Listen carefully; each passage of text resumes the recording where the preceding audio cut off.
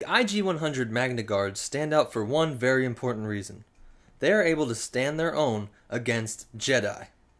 While it's true that Jedi flee at the sight of droideka in certain scenarios, this is just because of the firepower and mainly their shield, which makes them immune to bolts deflected by a lightsaber. Magnaguards, however, are badass because they are badass. They don't come equipped with blasters, rockets, or shields, and their primary weapon and sole source of offense and defense is their mastery of the electro staff. And having a weapon that can't be sliced in half by a lightsaber provides Jedi with an opponent that they actually have to duel with. We see Magnaguards in the service of General Grievous and Count Dooku throughout Episode 3 and the Clone Wars animated TV show. They were clearly the most highly regarded droid bodyguards in the Separatist forces, and for good reason. People like to say that Mace Windu is the best fighter in the Jedi Order, but Obi-Wan Kenobi definitely has to be in the top. When Magnaguards start showing up in the Star Wars universe, Obi-Wan Kenobi is at this point one of the best duelists in the galaxy, as evidenced by battles with Ventress, Savage, and defeating Grievous, and obviously later Anakin. The IG-100 Magnaguards were also excellent fighter pilots, and have even shot down Anakin Skywalker in the Clone Wars TV show. Anakin, of course, being considered hands down the greatest pilot in the galaxy at this time. So we're talking about humanoid droids that use a weapon that's resistant to lightsabers, can hold their own with the galaxy's best fighters, and have even shot down the best fighter pilot.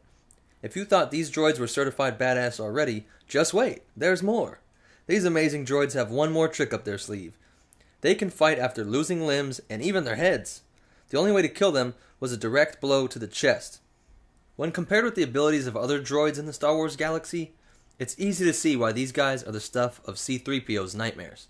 It's said that Count Dooku commissioned Holowan Mechanicals to build the IG-100, but that General Grievous was intimately involved in the overall aesthetic design of these droids.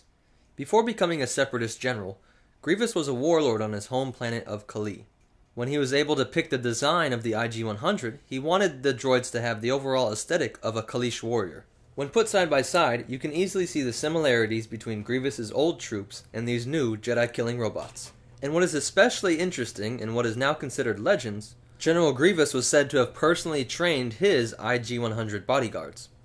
And this was no basic boot camp training, this was all 7 forms of lightsaber combat training. Which helps to explain why we see the IG-100 droids in the movies so damn powerful. Imagine superhuman athletics and reactions combined with severable limbs and the training in all the forms a Jedi would use by one of the most notorious Jedi-killing cyborgs ever, and you have a recipe for one badass droid.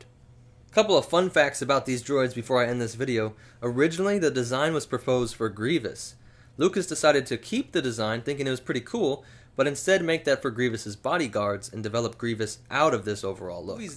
In the movies, they were originally going to be played by actual human actors wearing blue and green suits on wires, but were later replaced by full CGI. They toyed with the idea that they would also speak basic, and a line, "General Kenobi, Anakin Skywalker, we've been waiting for you," was eventually deleted from Revenge of the Sith.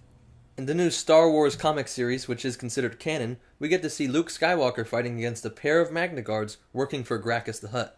Oh, and the company Holowan Mechanicals that made the IG-100 Magnaguard also made the IG-88, the assassin droid we see standing next to Boba Fett in Empire Strikes Back.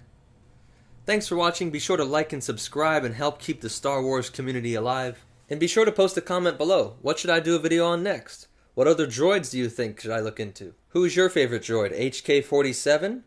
8D8, the sadistic droid?